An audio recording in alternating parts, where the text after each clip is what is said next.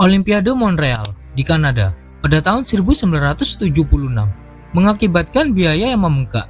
Biaya ini ditaksir memerlukan waktu hingga 30 tahun untuk melunasi hutang yang timbul. Olimpiade di Athena menyebabkan krisis finansial yang parah bagi negara Yunani yang diselenggarakan pada tahun 2024 dengan biaya sekitar 15 miliar US dollar.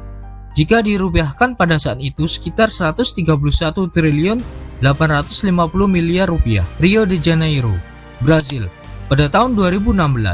Olimpiade ini juga menghadapi masalah finansial, melebihi anggaran awal yang diperkirakan sekitar 4,6 miliar menjadi sekitar 13,1 miliar atau naik sekitar 285% dengan banyak infrastruktur yang tidak terpakai atau hutang besar yang ditinggalkan. Masih ada lagi biaya yang begitu fantastis yang terjadi pada Olimpiade Sochi di Rusia pada tahun 2014 dengan total biaya mencapai sekitar 50 miliar US dollar yang awalnya dianggarkan sekitar 12 miliar US dollar. Berarti naik sekitar 417% ya sobat. Jika begini, apakah masih mau negara-negara lain menjadi tuan rumah Olimpiade di tahun-tahun berikutnya? Sebenarnya apa sih yang diharapkan negara-negara penyelenggara Olimpiade sampai harus rela mengeluarkan banyak sekali budget, sampai harus ada yang berhutang? Selamat datang di channel Ilmu Publik, channel yang membahas seputar ekonomi dan berbagai informasi.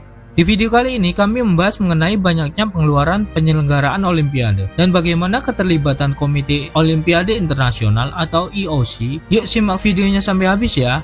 Kita bahas singkat sejarah Olimpiade. Bagaimana sih asal-usul Olimpiade? Olimpiade pertama kali diadakan di Yunani kuno sekitar tahun 800 sebelum Masehi sebagai persembahan untuk Dewa Zeus. Awalnya hanya ada satu cabang olahraga yaitu lomba lari. Namun, seiring berjalannya waktu, cabang olahraga lain seperti gulat, tinju, dan panahan juga diperlombakan. Sayangnya, tradisi Olimpiade kuno ini terhenti pada abad keempat Masehi karena dianggap bertentangan dengan nilai-nilai agama. Pada akhir abad ke-19, seorang bangsawan Prancis bernama Pierre yang diorganisir oleh Komite Olimpiade Internasional atau IOC memiliki ide untuk menghidupkan kembali Olimpiade. Dengan asumsi percaya bahwa olahraga dapat mempersatukan manusia dari berbagai negara dengan tujuan mempromosikan perdamaian dan persahabatan antar bangsa melalui olahraga. Inilah yang menjadi awal mula lahirnya Olimpiade modern pada tahun 1896 di Athena, Yunani. Ajang ini menghidupkan kembali tradisi Olimpiade kuno yang berasal dari Yunani kuno yang sekitar tahun 800 sebelum Masehi tersebut. Sobat Ilmu Publik, apa sih arti lambang Olimpiade? Simbol 5 cincin yang saling terkait menjadi simbol resmi Olimpiade, mengartikan mewakili 5 benua. Sobat Ilmu Publik pernah bertanya-tanya nggak sih? Mengapa negara-negara rela menggelontorkan triliunan rupiah untuk menggelar ajang olahraga seperti Olimpiade? Apa sebenarnya keuntungan di balik biaya yang besar itu? Menjadi tuan rumah Olimpiade adalah sebuah prestis yang sangat tinggi. Negara tersebut akan mendapatkan pengakuan internasional sebagai negara yang maju, modern, dan mampu menyelenggarakan acara besar dunia. Olimpiade menjadi ajang untuk mempromosikan budaya, sejarah, dan keindahan negara tuan rumah kepada dunia. Ini adalah bentuk soft power yang efektif untuk meningkatkan citra positif negara. Penyelenggaraan Olimpiade berharap mampu mendorong pertumbuhan ekonomi dengan menarik jutaan wisatawan dari seluruh dunia, yang akan memberikan dampak positif pada sektor pariwisata. Acara sebesar Olimpiade akan memicu masuknya investasi asing, baik untuk pembangunan infrastruktur dan investasi jangka panjang. Dan ini diharapkan akan menciptakan lapangan kerja baru dalam jumlah besar, baik selama persiapan maupun pelaksanaan acara.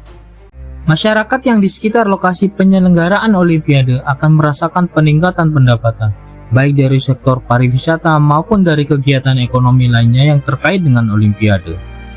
Pembangunan infrastruktur yang dilakukan untuk mendukung Olimpiade memberikan manfaat jangka panjang bagi masyarakat, seperti akses yang lebih baik ke transportasi dan fasilitas umum lainnya.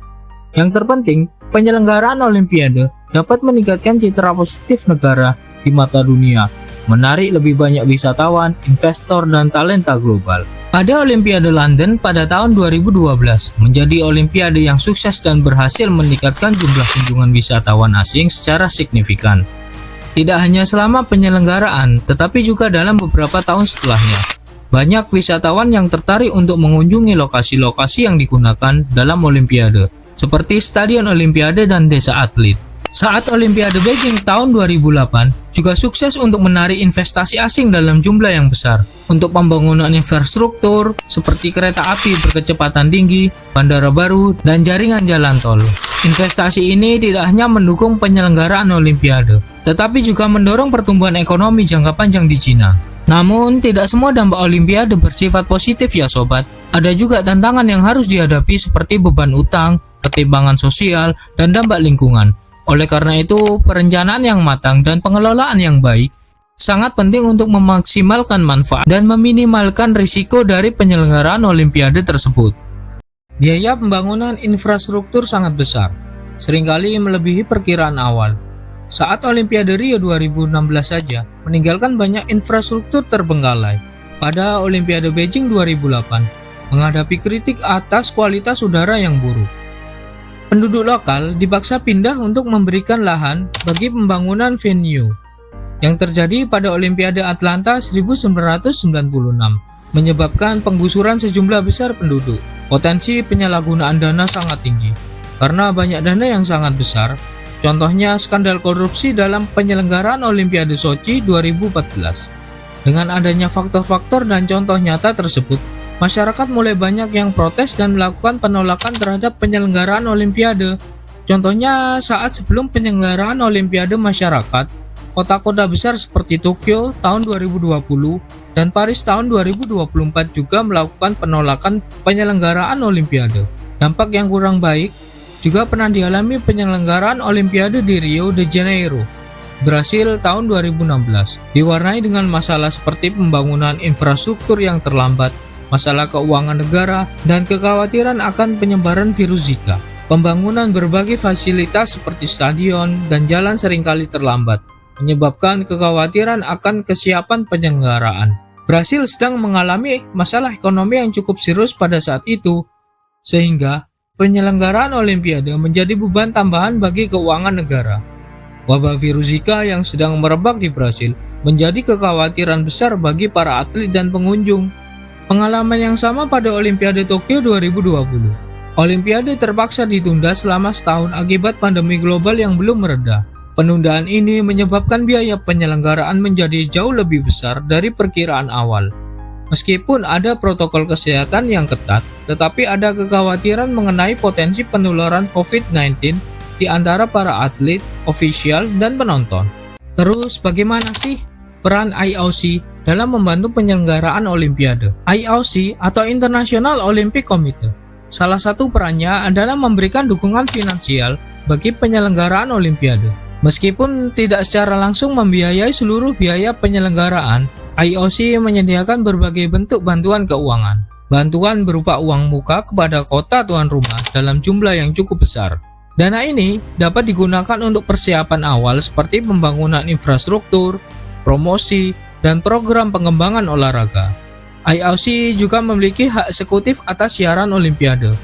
Pendapatan dari penjualan hak siar ini kemudian didistribusikan kepada IOC, Komite Olimpiade Nasional, dan Federasi Olahraga Internasional. Sebagian dari pendapatan ini dialokasikan kembali untuk mendukung penyelenggaraan Olimpiade. IOC juga memiliki banyak sponsor global yang memberikan kontribusi finansial yang besar. Dana ini dari sponsorship juga digunakan untuk mendukung berbagai program Olimpiade, termasuk bantuan kepada tuan rumah. Dengan adanya program pengembangan olahraga yang dimiliki IOC, yang bertujuan untuk mengembangkan olahraga di seluruh dunia. Program-program ini seperti Olimpiade Muda dan Solidaritas Olimpiade juga mendapatkan dukungan finansial dari IOC. Selain dana, IOC juga memberikan bantuan teknis kepada kota tuan rumah. Bantuan ini meliputi keahlian dalam berbagai bidang seperti manajemen acara, pemasaran, dan keamanan. Perlu diketahui ya sobat, meskipun IOC memberikan bantuan finansial, tentu saja sebagian besar biaya penyelenggaraan Olimpiade tetap ditanggung oleh pihak tuan rumah. Tuan rumah tentunya mengeluarkan dana yang sangat besar untuk pembangunan infrastruktur baru, menyediakan akomodasi untuk atlet, dan membiayai operasional selama penyelenggaraan Olimpiade. Lewat video kali ini kami memberikan sedikit informasi dan opini untuk sobat ilmu publik. Semoga info yang kami sampaikan dapat memberikan manfaat ya. Bagaimana menurut Sobat Ilmu Publik? Kita diskusi di kolom komentar ya. Sampai jumpa di video berikutnya.